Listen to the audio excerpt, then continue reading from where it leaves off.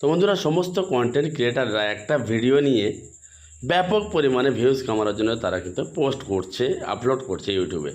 সেটা হচ্ছে কৃষক বন্ধু নিউ রেজিস্ট্রেশন। তো কৃষক বন্ধু নিউ রেজিস্ট্রেশন অনলাইনে স্টার্ট হয়েছে, এই রকম তারা টাইটেল দিচ্ছে বা থাম্বনেলও এই ধরনের লিখছে, কিন্তু আদৌ কি সেটা হয়েছে এটা কিন্তু জানা দরকার।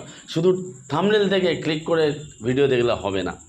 যে যদি আপনি থাম্বনেল থেকে ভিডিও দেখেন তারপরে কিন্তু আপনার কাছে বিষয়টা সিম্পল হয়ে যাবে। আপনি কৃষক বন্ধু, আপনি যে গুগল পেজে কৃষক বন্ধু লিখবেন, কৃষক বন্ধুর এই অপশানটার উপরে ক্লিক করে দেখবেন এখানে অনলাইনে কোনো ট্যাব নেই, অর্থাৎ অনলাইন অ্যাপ্লিকেশানে কোনো ট্যাব নেই। তারা কোথা থেকে এই ভিডিওটা দেখাচ্ছে? এই একটা জিনিস দেখতে পাচ্ছে আপনারা, রেজিস্ট্রেশন ফর্ম একটা আপনার লিঙ্কটা দেখতে পাচ্ছেন।